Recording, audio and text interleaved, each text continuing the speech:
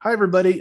This is Matt Weaver with Bible Truth Project, and today we're going to have an interesting discussion with Aaron Lipkin, who lives in Israel. He is a Orthodox Jew, I believe, and he does a lot of research. He's a scholar. He does a lot of photography and video things. If you want to check him out on Facebook, etc., so from time to time he posts some of that work, which is really interesting and fascinating. But what is interesting to me about some of his work and some of the things he's been posting is his relationship to Adam Zertal and the archaeology that Adam was involved with, which is the an altar site on Mount Ebal, as well as some of the just general archaeology of the region in general. So anyway, thank you, Aaron, for agreeing to do this. This is a joy for me to talk to somebody from Israel.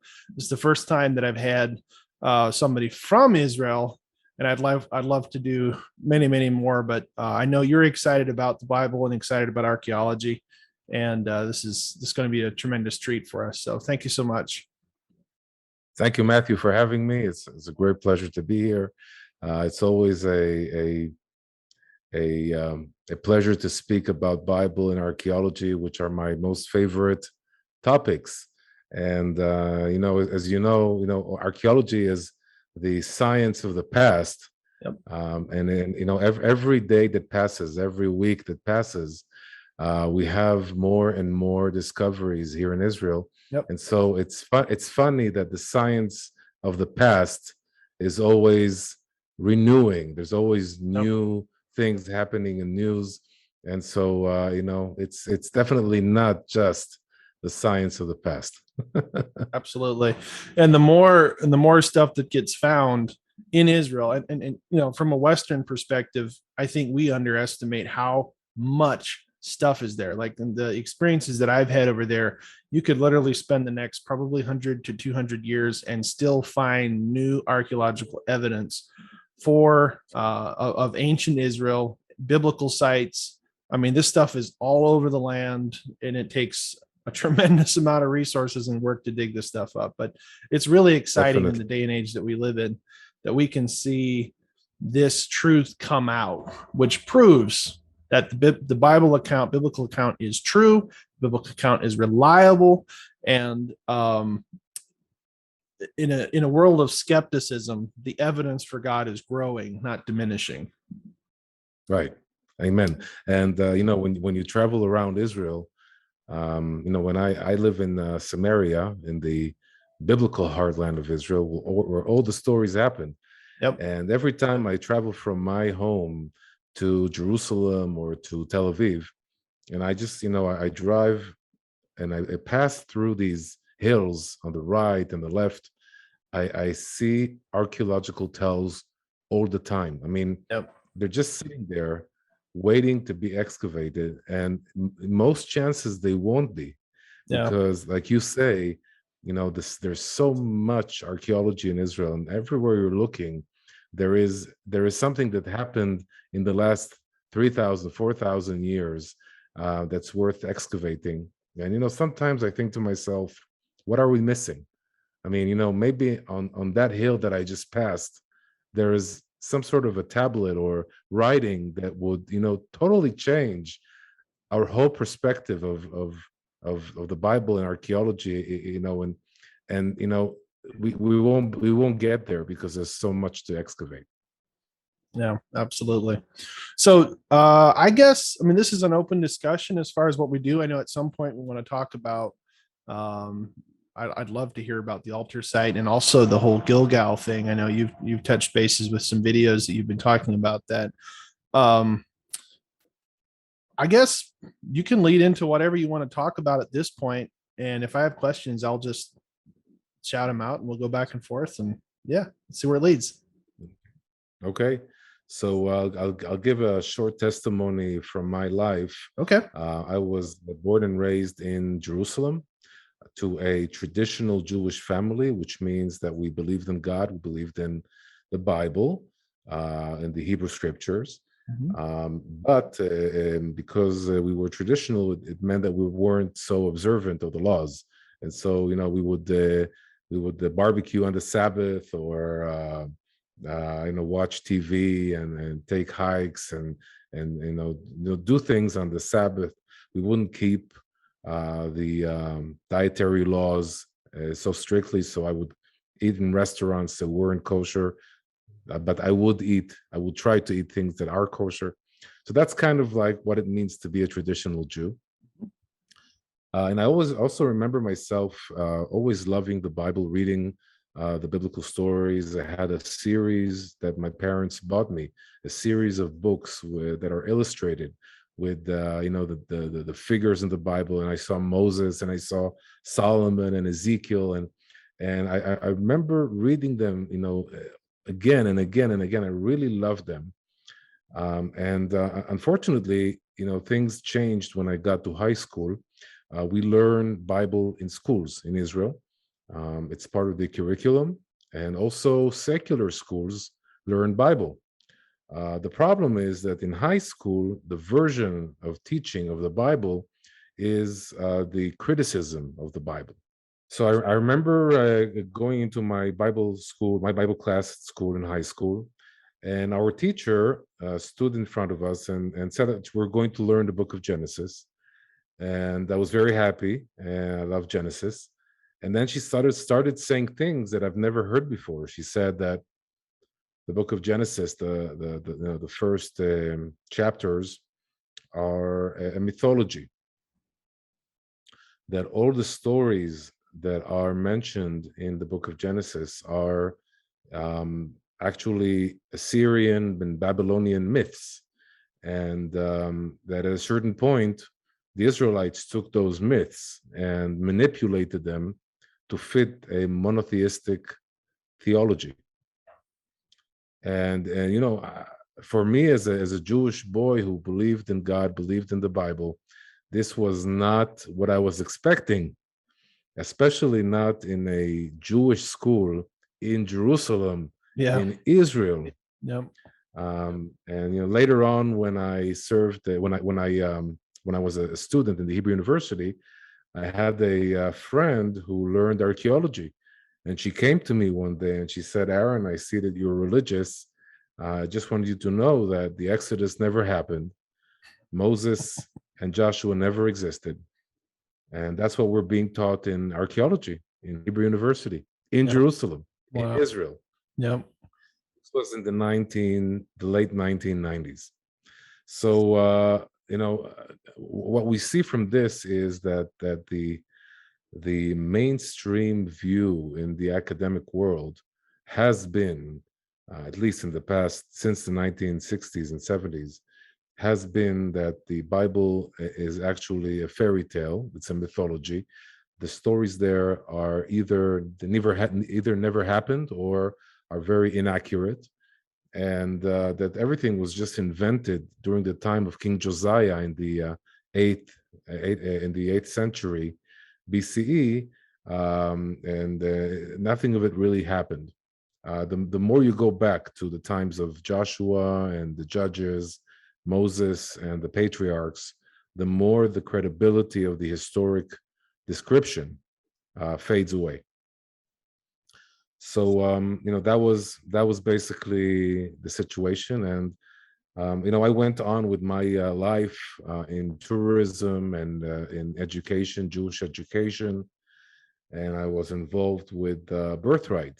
I don't know if you've heard of Birthright, but it's a very big project in Israel, an educational project that basically gives a 10-day present from the Jewish people to young Jews living all over the world to come for 10 days, to come for 10 days to Israel. So I was working in that project from 1999 till let's say 2009 or 2010. And I was living then in Samaria, in the biblical heartland of Israel. And it really bothered me that Birthright, as a Jewish educational organization, is not bringing Jewish youth into Judea and Samaria. Now, the reason for that was that, as many of our listeners know, Judea and Samaria is also called the West Bank, the occupied territories, depending on who's talking about it. But in the eyes of many people, Judea and Samaria are an area that's disputed. And so Birthright didn't want to go into that, didn't want to handle that hot potato. So they just didn't go in. And by doing that, they really, the Jewish students that came here in their tens of thousands missed out on an area that really is the foundation of Jewish identity, Yep. of the Israelite identity. In 2007, I remember walking in the streets of Jerusalem, and during my walk, I saw an advertisement about a lecture that's going to be given by Professor of Archaeology Adam Zertal about Joshua's altar. Now, for me, that was a big surprise, because how is it that a professor of archaeology from the Haifa University is going to justify a historic event that's described in the Bible? I mean, that's not what I heard. I understood that the academic world doesn't see the Bible as a valid historical document. And so I said to myself, I have to go and listen to this lecture, and I did. And I was really surprised because, as someone who was working a lot in history and archaeology and education, Jewish education, I've never visited Joshua's altar. I never visited Mount Ebal, and that lecture was just astounding. I mean, for the first time in my life, I saw a monument that's described in the Bible, a real monument that hasn't been damaged for thousands of years, and it's still there. But that wasn't the only thing that amazed me. The other thing that amazed me is that Professor Adam Zertal, who was brought up in a secular atheist kibbutz in Israel, a community, an atheist socialist community in Israel, that was brought up and educated in the Tel Aviv University. That's where he learned archaeology. And that's where the minimalist school that claims that the Bible is not historical, that's where they dwell. So he was taught not to believe in the Bible. And so this guy, out of all the people that God could have chosen for this mission, God chose an atheist professor to find a major biblical monument, which eventually totally changed his mind about the historicity of the Bible, and especially the stories in the books of Joshua and the Judges. That's fascinating. Yeah. That so basically, I mean, of course, I believe in the Bible, and I believe in the stories, and I believe there's plenty of evidence for that. I mean, my experience, of course, I've not lived in Israel like you, but my experience is that it's 75% secular as a whole, something like that. 25% would believe in scripture, and 75% kind of wouldn't. The Israeli population? Yeah. Well, if you take the Jewish population, I would say that the atheist, non-believing percentage is maybe 10 to 15%. Okay. The majority of Jews in Israel are either traditional or religious, which means they believe in God and they believe in the Bible. I remember as a kid going to a secular school. Most of my friends were atheists; they weren't believers. And today, you barely find atheists. I mean, everybody is either traditional or religious.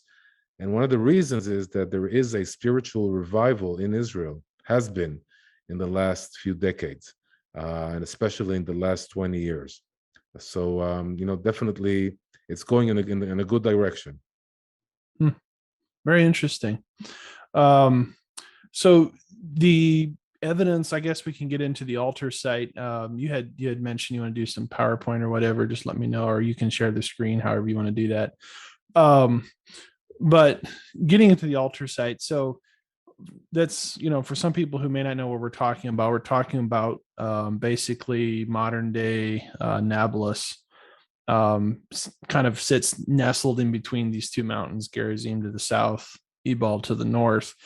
And this site is located on the top of Ebal, and it's was within what was a military base at one point. Is that correct? Or is it still a military base? There's still a military base, Israeli military base on top of Mount Ebal. The altar itself, however, is not there. It's not on the summit of the mountain. It's actually on the slopes, the northeastern slopes of Mount Ebal, which is actually a big surprise because, one of the reasons why you have this minimalist view that doesn't believe in the historicity of the Bible is actually because of Christian archaeologists that came here in the 19th and 20th century. And what happened was, when they read in London or in Paris, when they read about the ceremony of the blessings and the curses that's mentioned in Deuteronomy 11 and Deuteronomy 27 and in Joshua 8, when they read that, what the first mistake they did was to visualize the ceremony in their head. In other words, when they came to Israel to look for the altar that they believed Joshua built, they came with a preconception. And what happened eventually was that they looked in the wrong place. They looked at where they thought the altar should be. And in their diaries, they write that they haven't found it. And then the 1960s, when you have this minimalist school that denies the Bible, they said, of course, you didn't find it because it never happened. So they actually used the testimonies of the Christian archaeologists as a way to prove that the Bible never happened. And so, the minimalist school basically says we're going to disregard the Bible to begin with. We're not going to even consider the Jewish sources because they all come from a big lie, basically. And the great thing about Adam Zertal is that he did not come with preconceptions. I mean, the whole thing started out basically because Israel liberated Judea and Samaria in 1967. You have to remember that for 19 years, Judea and Samaria were under Jordanian control. Yep.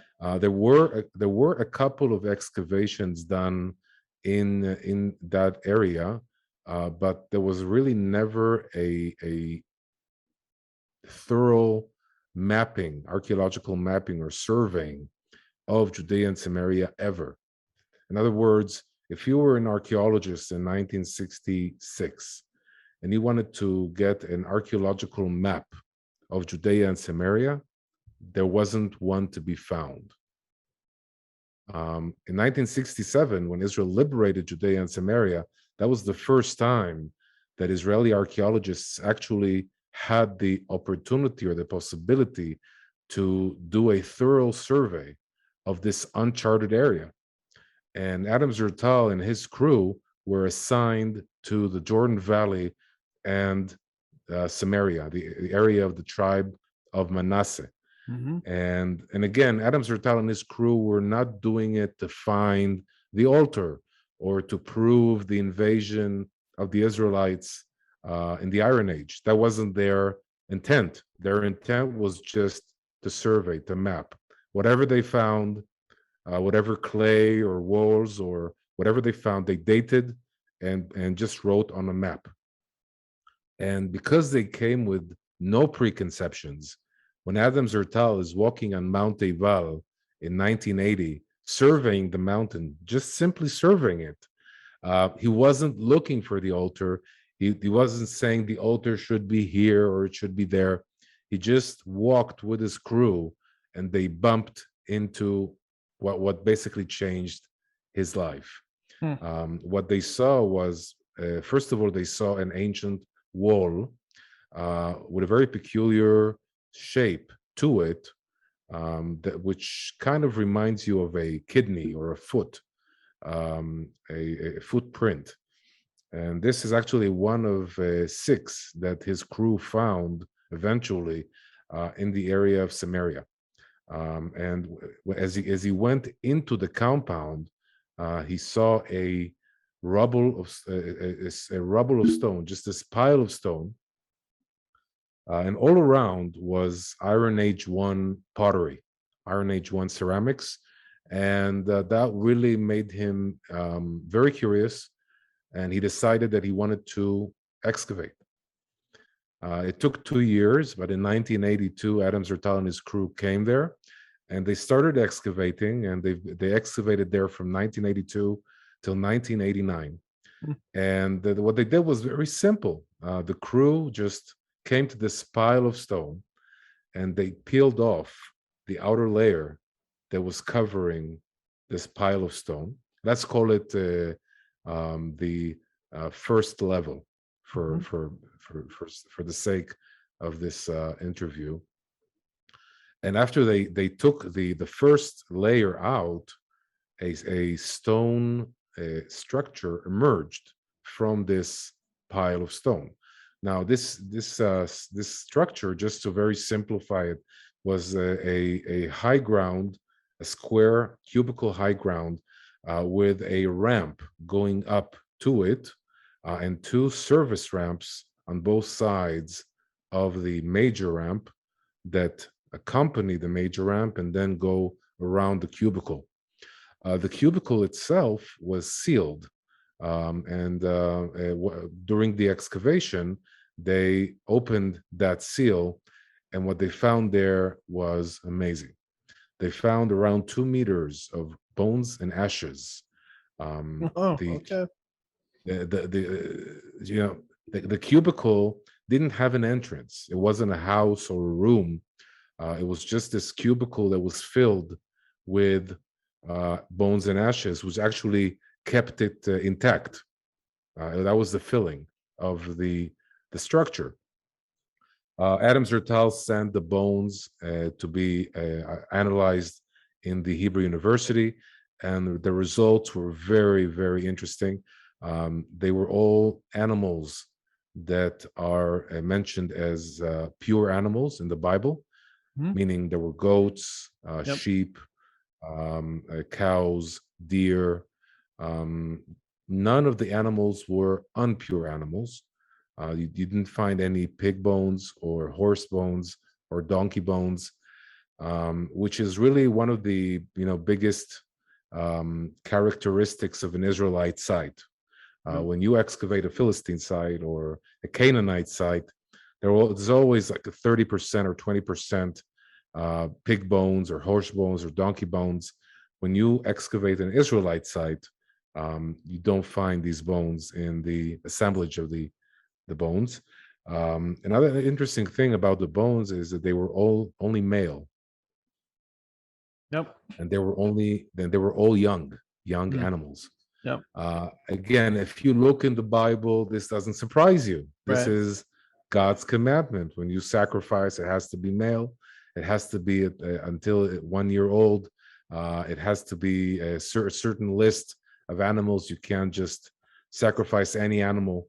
But Adam Zertal is receiving this information, and he's not really happy about the fact that it might be justifying the biblical narrative.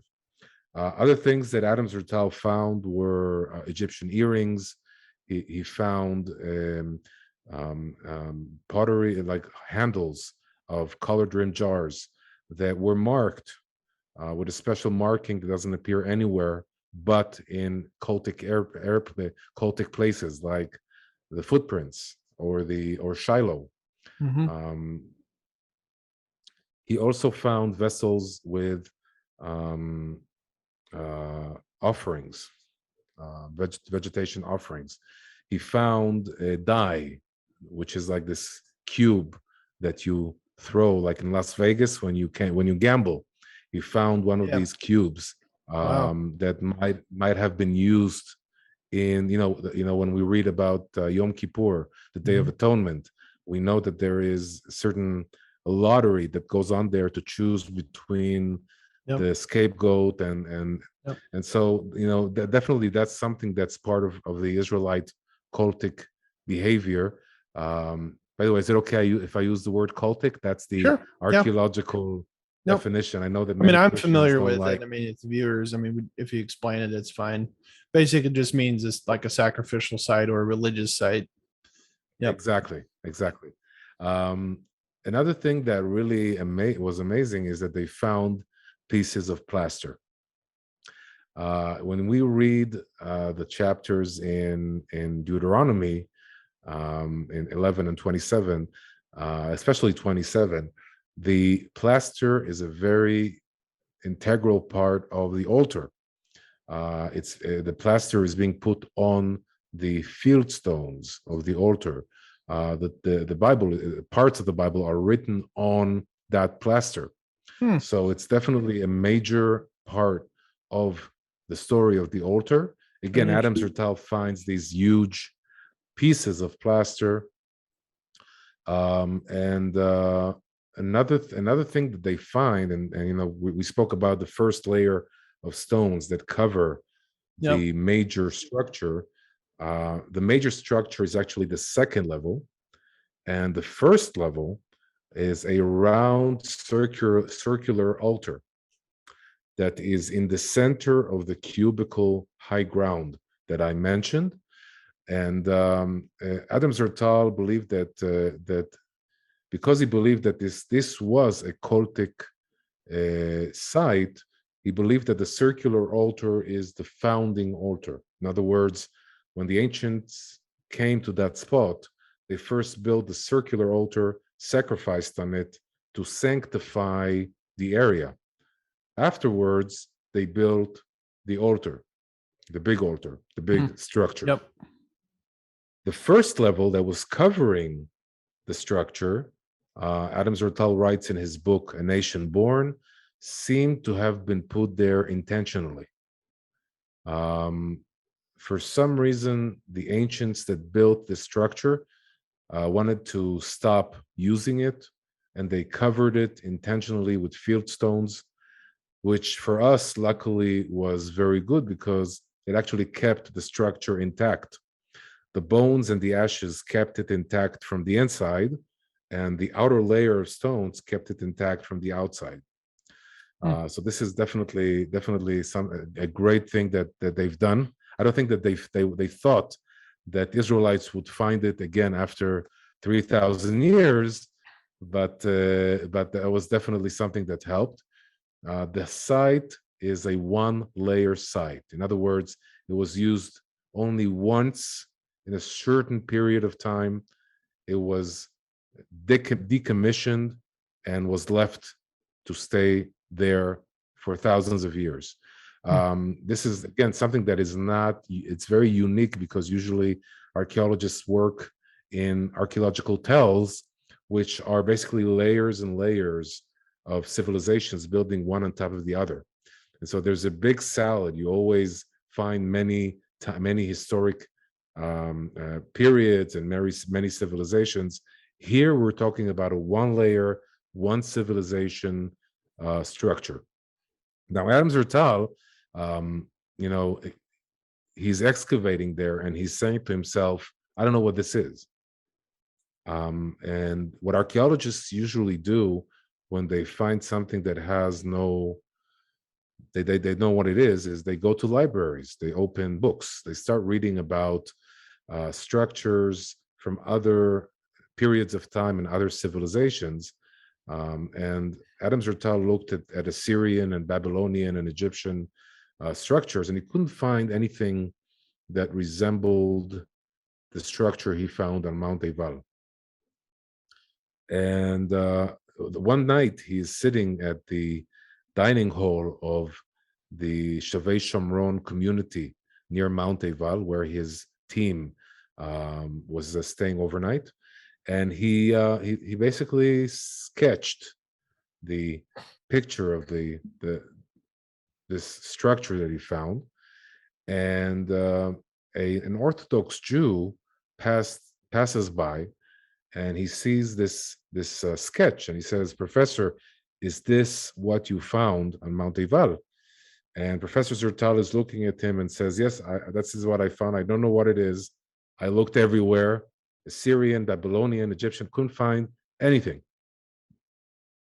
And then he sees this Orthodox Jew suddenly all flared up, all excited, and he runs away. And Adam Zertal is looking. He doesn't know exactly what's going on. And this Jew comes back with a book, a Jewish book from the Jewish sources, from the Mishnah, which is the oral traditions, the rabbinical oral traditions. This book was written after the destruction of the Second Temple, around the year 300, 400 AD. And he's holding a book that is describing the structures and the vessels that were in the Second Temple period. This is during the time of Jesus, and he opens the book on a certain page, and that page describes the central altar of the Second Temple. And Adam Zertal is looking at his sketch, and he's looking at the book, this Jewish book with the picture of the altar in the Second Temple, and he sees a striking resemblance between those two structures. And suddenly his whole world collapses. He looks at this Orthodox Jew, and he tells him, this structure I found on Mount Ebal is an Israelite altar. And if this is an Israelite altar, it has to be Joshua's altar. And if this is Joshua's altar, then Joshua existed, and Moses existed, and the Exodus happened. And the Orthodox Jew looks at him and says, of course, what do you mean? But for Adam Zertal, who was educated not to believe in God, who was educated in university not to believe that Moses, Joshua, and the Exodus existed, that was a big revelation. And he describes in his book, A Nation Born, how they don't sleep for a couple of nights. The volunteers from all over the world that participated in the excavation were partying every night because of this amazing discovery. And I remember there was a big smile on Adam Zertal's face every time he lectured about this specific moment. But from that point on, his smile disappeared, and usually he had this sadness that fell on him. And the reason why he was so saddened was because he truly believed in the academic world. He truly believed that the academic world was objective, scientific, and I would say flexible enough to change its views in light of new evidence. And what happened was actually they didn't even attack him or try to counter his discovery or his interpretation of the discovery. What Adam Zertal encountered was just silence, utter silence, just they just ignored this discovery. And I believe that Adam Zertal was very, very disappointed from the academic world, but nonetheless he kept on researching Israel, finding new discoveries, not just from the Iron Age period or the Israelite period, but also from other periods. And that would definitely lead us to the other important discoveries that Adam Zertal made. By the way, I can continue blabbering on unless you want to ask a question. No, I love it. Keep going. I can go on. Okay. No, it's awesome stuff. So, well, I've never heard like some of the backstory I'm familiar with the basic, the altar and all that stuff, but there's a lot of information that you shared there that I hadn't heard before. So no, it's absolutely phenomenal. Yeah. Okay, so I would continue with the other discoveries that Zertal made. Um, One of the things that when we go back to the Christian archaeologists that couldn't find what they were looking for, another thing that they were looking for was evidence of the Israelite invasion into Canaan, according to what's described in the book of Joshua, the invasion into Canaan, the conquest of Jericho and Ai. This specific event, this specific time frame, was researched by a couple of archaeologists, and unfortunately, there was no evidence for a major invasion of the land of Israel in the area of Jericho.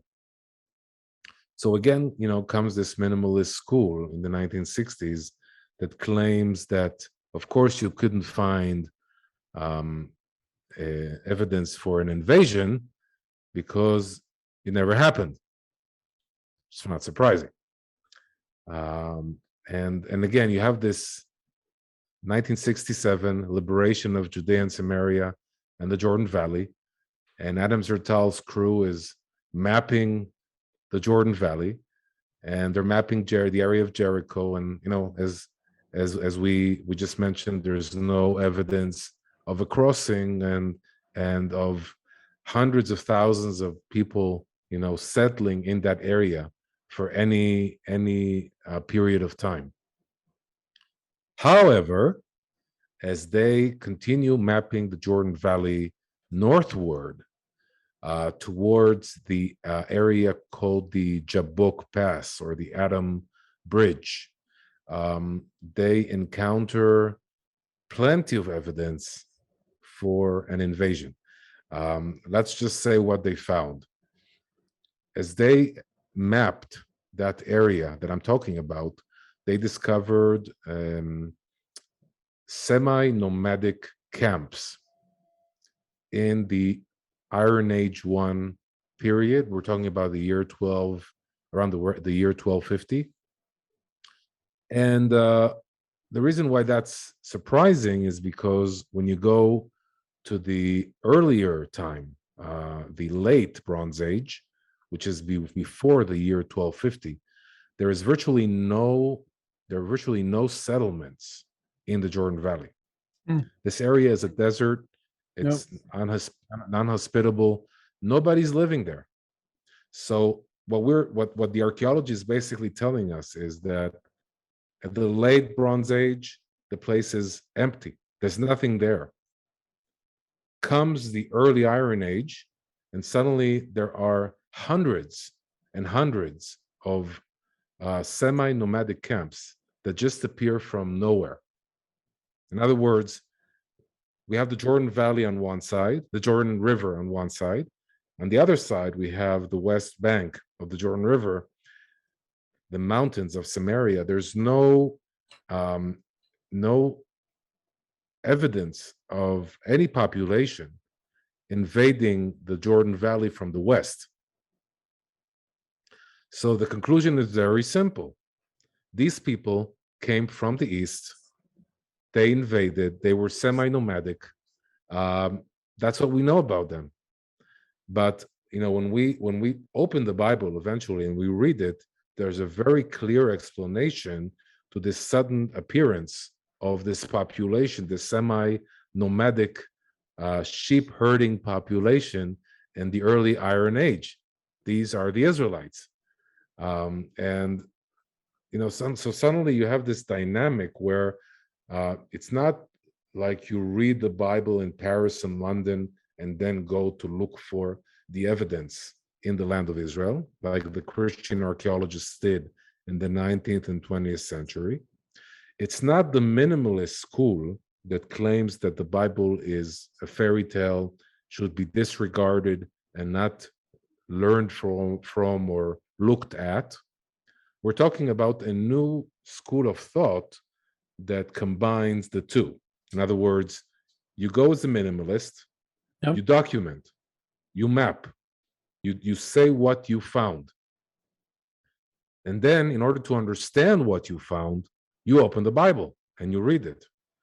And then, after you read it and you read the Bible, you go back to the field and to better understand what you found. And what I'm going to share with you right now is very exciting. I always thought that the miracle of the Jordan River happened in Jericho. In other words, the water stopped in the area of Jericho, allowing the Israelites to cross. Yeah. But when you read the Bible, that's not what the Bible says. The The Bible says that the water stopped at the Jabbok Pass. It stopped at the Adam Bridge. Yeah. So suddenly, what you understand from this is that there was no water in the Jordan River from the Adam Bridge all the way down to the Dead Sea. The Israelites could have crossed anywhere in that range. Yeah. And so what we learned from the archaeology is that the I would say the majority of the Israelites, or maybe should we say the civilians, the men, the children, the elders, crossed in the Adam Bridge area. What Joshua is describing in the book of Joshua is the military conquest. What he's describing is the military invasion of Canaan, which means soldiers that just go in, camp for the night, and continue their conquest. You can't expect a military force to leave archaeological evidence for thousands of years. Right. You would expect the civilians who are coming into Canaan to settle in an area for at least a few months and establish, these semi-nomadic camps. So, again, we're reading the Bible, we're seeing the archaeology, and it really brings new light to the biblical story, because the Bible doesn't describe the civilians. The story of Joshua describes the military operations of the Israelites in Canaan, the conquest of the land. And I always, when I talk to people, I always say the historic events in the Bible are true. They really happened. But the Bible is not a history book. The Bible is a book of faith that describes historic events. Yep. A book of history, let's say a book of history that describes World War II, Right. would describe all the events of World War II all over the world, in Japan, in Europe, in Africa. It would also give the effect on the civilian population. That's a history book. It tries to give a complete picture of the history at a certain period of time. The Bible is a book of faith that wants to relay a message and describes historical events that are relevant to that message. Just to give another example, King Josiah dies in the hands of Pharaoh. But it doesn't say anywhere in the Bible why Pharaoh came into the land of Israel in the first place.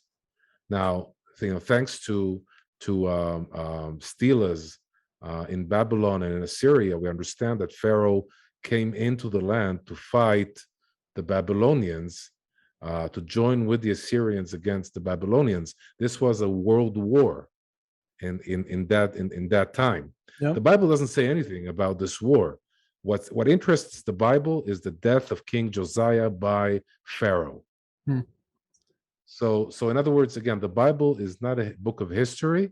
And so if we want to learn history, we have to use archaeology to complete the picture as much as possible. So sometimes it's, stelas from Egypt and from Moab and from Aram in the north, from the Hittite Empire. that would complete that information for us. But sometimes it's just semi-nomadic camps that suddenly appear in the Jordan Valley in the area of the Adam Bridge. Um, so in other words, what I'm basically trying to say is the invasion happened, the Yeah. conquest happened, and there Yep. is clear archaeological evidence to prove not just the invasion, but also the movement from east to west, from the Jordan Valley into the highlands of Samaria and Judea, and later on into the plains of the coastal plains. So that was definitely another important discovery that's disregarded by many Yeah. people. And I highly recommend our viewers, if they're really into archaeology, to purchase the survey volumes of the Manasseh Hill Country Survey. I actually have a few here. Let me just show them. So here are just a few of the volumes of the survey. I don't think you can see them very well. There we go. Okay. This is Yeah. Manasseh Hill Country Survey. This is meticulous work that was done for many years by people who really care about archaeology. And when you read them, you really find compelling truth to the biblical stories. And so that was I would say, the second important discovery of Zertal and his crew concerning the time of Joshua and the Judges.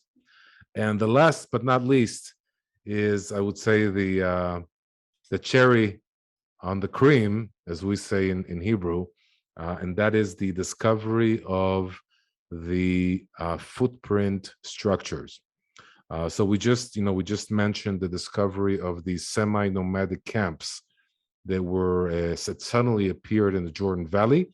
They were very simple. They were these round, circular structures of stone, about sometimes 4 to 5 or 6 meter in diameter, which were actually sheep cages.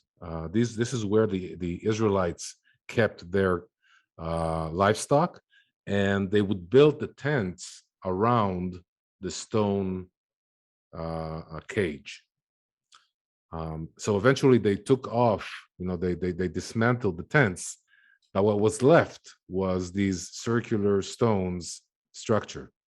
And so, as I mentioned before, they found many of those, but what they also found was these really huge, monumental structures that were built by the same semi-nomadic civilization. And they were so huge. I mean, they were like the size of a football a stadium, that big.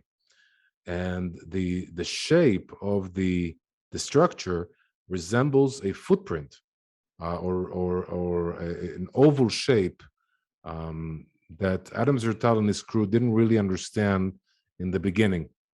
Let's talk a bit about these monuments. First of all, as I said, they have a certain structure. They have a certain outline. This outline is not dependent on the geography. In other words, our viewers can imagine a flat area where you could build a structure, in a square shape or a rectangular shape. The people that built this structure chose to do it in a certain oval shape that resembles a footprint. Really no reason, no altitudes or anything that would force them to do it that way. So when Adam Zertal and his crew find these structures, they understand that the structure's outline has an importance. There's a certain reason why the ancients that built it invested so much energy to build it in a certain shape. The second thing that you find with those structures is a natural amphitheater. Everybody says that the Greeks invented the theaters. Well, I have news for you. was actually the Israelites. The footprints are adjacent to slopes of mountains, which would allow thousands, sometimes tens of thousands, to sit comfortably and watch the events going on inside the footprint structure. Another interesting thing is that out of the 6 footprint structures, I would say that 4 have amphitheaters that face a certain direction. And that direction is the Jabbok Pass. Now let's just recount what happened in the Jabbok Pass. As we all remember from the book of Genesis, Jacob returns from Lavan, his uncle, and he makes his family pass the Jordan River, and he stays there alone. And at night, an angel comes and struggles with him. There's a big struggle, and at the end of that struggle, Jacob is called Israel. So, we're not, for some reason, the Israelites, when they're sitting on the slopes of those mountains, are facing that area. They're facing the place where Jacob was named Israel. The footprint structures themselves, some of them have inner divisions. Some of them have a bama, which is a cultic high ground, or some call it an altar. And some of the footprint structures have what's called a procession road, which allows the Israelites or whoever used them to walk around the structure in a spiritual way, in a cultic way. So Adam Zertal is finding this, and he's trying to make sense of what he found, and he understands that this site is a cultic site. It's a place of worship, and one of the reasons why he gets to this conclusion is because of Joshua's altar. Joshua's altar is located inside one of those footprint structures, again adjacent to a natural amphitheater, facing Jabbok Pass. So these footprint structures that were built by the Israelites because of Joshua's altar is understood to be a cultic site. And because they were so monumental and humongous, Adam Zertal believed that he could find some sort of evidence in the Bible that speaks about these cultic sites. So he starts reading the Bible, looking for a cultic site, anything that would give him more information on these monumental sites. And what he sees is really interesting. He sees that the Israelites are using a place called Gilgal. Now, again, just like I asked you, where did the Israelites cross? We all thought it was only Jericho, but now we understand that they could have crossed anywhere between Jericho and Adam. Mm-hmm. If you asked me, what is Gilgal, then I would tell you, well, Gilgal is a camp near Jericho, where the Israelites camped and circumcised, and that it's a name of a place. Gilgal is a name of a place. But Adam Zertal, reading the Bible, saw that Gilgal is not a name of a place, because Gilgal appears in several places. It appears in Jericho. It appears at Elon Moreh near Shechem in Deuteronomy 11. It also appears in the border between the tribe of Judah and the tribe of Benjamin, near the town of Ma'ale Adumim. This is in Joshua, describing the border between Judah and Benjamin. In other words, Gilgal is not a name of a place, Adam Zertal believed that Gilgal is a name of a function, and the function is cultic, because when the Israelites go to Gilgal, they go to sacrifice, they go to pray, they go to worship, they go to crown kings. It's a semi-spiritual military camp, and Gilgal literally means a uh, a fence of stones. Hmm. So this actually also fits the discovery of a footprint structure, which is an oval-shaped stone structure. By the way, the stones are very low. They're about a feet high, or maybe 2 feet high. It's really not something impressive. But when you fly a drone above those footprint structures, then you get the idea. You see these amazing monumental structures that you had to invest a lot of energy. This is not, something a small child built. This is something that was built by a tribe or by a nation, especially the foot structure in Argaman, which is huge. It's humongous. And so Adam Zertal identified one of the footprint structures at the Tirza Valley or Wadi Farah Valley with the Elon Moreh Gilgal in Deuteronomy 11. He couldn't find the Gilgal of Jericho, but he said to himself, if I am right, if my theory is right, if these structures are Gilgal, then I should find a footprint structure on the border between Judah and Benjamin. And guess what Adam Zertal does? He orders satellite footage from the area that we're speaking about. And he carefully examines these satellite photos. And eventually he sees a footprint structure.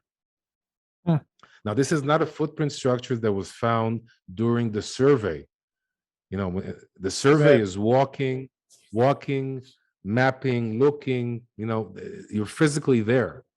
This is a site that was found by Professor Zertal just from he trying to prove his theory that these footprint structures are Gilgal, and he finds his last sixth footprint structure near the community of Rimonim in southern Samaria, which he identified as that Gilgal that was part of the border markings between Judah and Benjamin. And so this proved that Zertal's theory was right, and these oval-shaped, footprint structure-shaped structures are indeed the places where the Israelites worshipped the God of Abraham, Isaac, and Jacob. And the reason why the Israelites were sitting in front of the Jabbok Pass, facing that place, is because that was the founding story of their nation. Their patriarch, Jacob, his name was changed from Jacob to Israel. Mm-hmm. That was the most important story in the Bible that justified or that created their identity. Adam Zertal tried to understand, why are the Israelites building their structures in the shape of a footprint? So, just like with the altar, he starts looking in other cultures, Babylon, Assyria, and then he goes to Egypt, and he starts, understanding and learning about the importance of this symbol of the footprint in Egypt. And he learned that the most important figure in Egypt is Pharaoh. And Pharaoh is not just a human being. He's mainly, in the eyes of the Egyptians, a god. And if you examine the pictures in the ancient temples of Egypt, what you see is is mind-blowing. You see Pharaoh's legs on the captives of Cush and Canaan and the Hittites and the Philistines. His legs over the enemies are a sign of conquest. They're a sign of control. If you look at the sandals of Pharaoh Tutankhamun, you see that the sandals have the seven bows, which are the symbols of the nations of the world. So when Tutankhamun would walk on his sandals, the symbol was Egypt controlling those nations. That's interesting. In other words, Adam Zertal is saying, why are the Israelites building foot-shaped structures? It's because they're coming from Egypt. It's because that's the language that they speak. It's the culture that they're used to. So when they're coming into the land of Israel with the sole purpose of conquering the land of Israel, the language they're using, the Egyptian language they're using, is that we just spoke about. So when God says to Joshua, everywhere you will tread your foot will be yours, he's using Egyptian terminology. Yep. The reason why the Israelites are building these structures in the shape of a foot is because that's their flag. It's their Iwo Jima. Okay, they're saying this belongs to us. This belongs to the Israelites. It belongs to the God of the Israelites. Adam Zertal continued studying the Bible and looked for other meanings for the foot shape. And you see that the foot shape is not just control over enemies or conquest. It's also the existence of the Israelite people. You see that that exile in the Bible is described as deporting the legs out of the land. The legs are the symbol of the existence of the people in the land. The legs, the footprints are a symbol of God's presence in the land. We read in Ezekiel that the temple is God's footstool. Mm-hmm. Yep. In other words, there's a lot of symbolism behind the structure, the shape of the foot. And when you come to today and you ask an Israeli, how do you say pilgrimage? How do you say pilgrimage in Hebrew? You would say aliyah laregel. Aliyah laregel means to go up to the foot. Now we don't think why we're saying that. It's just an expression that we've been using for thousands of years to describe going up to the holy place. But it literally means to go up to the foot. Now we understand why. Because that's the place, that was the holy place that the Israelites went to worship God. Another thing that comes out for it, this is all linguistics. How do you say feast in Hebrew? The word in Hebrew is chag. Chag literally means to circle.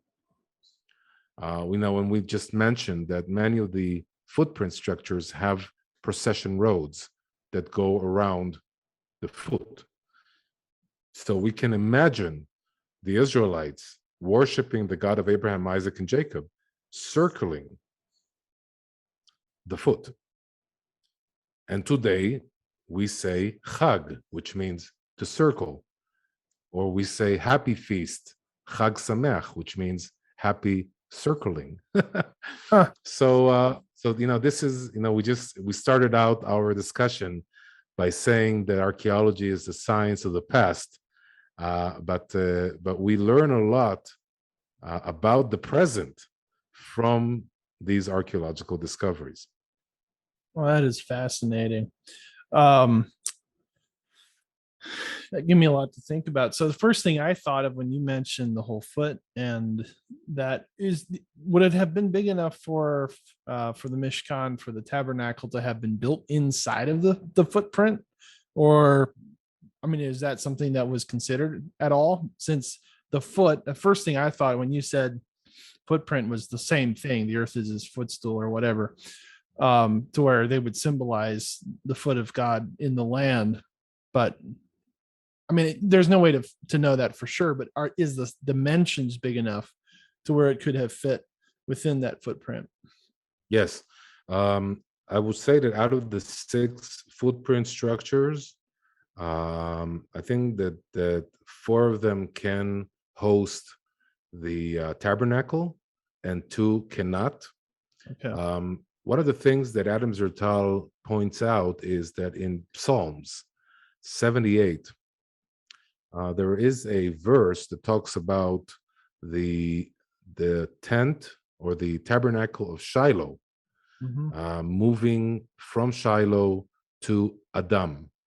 Now, when you read the English translation, Adam is not the name of a place, but it's actually translated in English to a man or a human. Okay. But what Adam Zertal said is that you understand, if you read the verse in Hebrew, you understand that Shiloh and Adam are not names of human beings; they are Right. names of places. Right. And so the tabernacle, according to the book of Psalms, moved from Shiloh to Adam. Huh. And Adam Zertal believed that one of the places that hosted the tabernacle after the Philistine destruction of Shiloh Yeah. was one of those footprint structures. Interesting. Now, in Argamon, the footprint structure of Argamon has an inner division inside the footprint that for many years we thought was the potential place for the tabernacle. It's what made the central area of the footprint holier than others. But we just excavated the outer wall of that compound a few months ago, and we discovered that the inner compound is actually from a much later period, from the Roman period. So the Romans, during the Roman period, that footprint structure was also used by the Romans. But the outer outline wall of the structure is definitely Iron Age Israelite. So there is no division in Argamon that we can theorize hosted the tabernacle. But you do understand from those footprint structures that it was very important for the Israelites to define areas of holiness. In other words, anybody standing outside of the footprint structure would be standing in an area that wasn't holy. If you stood inside the footprint structure, you were standing inside holy grounds. Mhm. And there are certain areas inside the footprint that are holier than the holy. And we know this when we look at the temple, when we look at the tabernacle, we see that logic Yep. repeating. Right. You have the holy, you have the holy of holies, and you have the outer area outside, which is less holy than the inside. So that's also something that parallels the biblical viewpoint of the holy place. Wow, that's amazing. Well, we've only got a few minutes left here, but yeah, that's some really good thought-provoking stuff. I appreciate that. I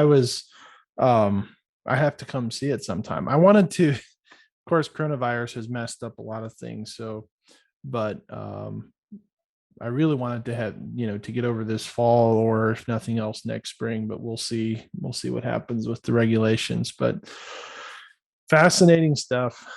Anything else you want to add here in the final few minutes? Yes, like as you said, we are waiting for COVID to evaporate, Yeah. and it will happen. It will happen one day, but until it does, I invite people to be my friend on Facebook. I have a lot of interesting posts about archaeology and Bible. Yep. Actually, starting a new series of posts about the Israelite tribes that weren't in Egypt. This will come as a surprise for many people, but the Bible actually has information about Israelite tribes that some of them were not in their the entire tribe wasn't in Egypt. Some of them were in Canaan, and I have a whole series of posts about that. It really sheds a lot of light on many mysteries in the Bible that now are solved by this theory. It's actually not my theory, but I am collecting it from many Bible scholars, forming it into one cohesive story. So people are more than invited to join my Facebook page and befriend me, and also subscribe to my YouTube channel where I post my lectures. Yep. I also invite people to visit our website, hiddenisrael.net, where my books, my Bible teachings and amazing drone videos of those sites are available, and also the English books of Professor Adam Sertal about Joshua's altar, and about the footprint structures, and another discovery called Sisera's Secret, about the discovery of the city of Sisera, the Canaanite commander that fought against Deborah and Barak in the book of Judges. Yep. And as I said, recommend people purchase the survey volumes of the Manasseh Hill Country Survey. And last but not least, are two books about Joshua's altar. Is called the Iron Age One Structure on Mount Ebal by Doctor of Archaeology Ralph Hawkins, and How Israel Became a People, also by Ralph Hawkins, about the Israelite settlement of the land of Israel during the time of the book of Joshua and the Judges. Matthew, thank you so much for having me. Oh my, it's been a pleasure. Thank you so much for agreeing to do it. And yeah, maybe we can do another episode sometime where we talk about some other good stuff. So I really appreciate you taking the time out of your day to do this. Very good. I'm trying to think what else. I think that's it. So thank you so much. Thank you. And I hope to host you here in Israel and take you to these amazing sites. Would be amazing. I've spent a decent amount of time in the hill country. As far as I've toured that area. I know a lot of tourists don't, but a lot of that is because I'm most times, even if I've not gone on a organized tour. I have been a tour leader on 2 trips, a couple more than that. But basically, I always rent a car and just drive and look at the archaeology myself and spend the time researching. So that's always, there's a few sites that need to be added every time I go. Like want to get into this location or that location or this or that. So I'm always looking for new things. And I've seen the altar with binoculars from Gerizim. So from Gerizim, if you have binoculars, you can actually see the structure.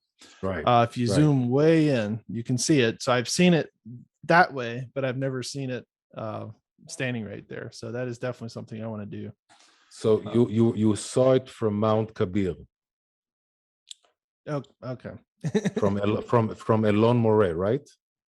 On the other side of the valley. Yeah. Yep. Okay. Let me tell you a funny story. Rabbi Jonathan Kahn? Mm-hmm. Yep. So I took him on a tour of Samaria 3 or 4 years ago. And we were on Mount Kabir. And he told me, Aaron, can you take me to Joshua's altar? And I said, we don't have enough time to do it, but I have an idea.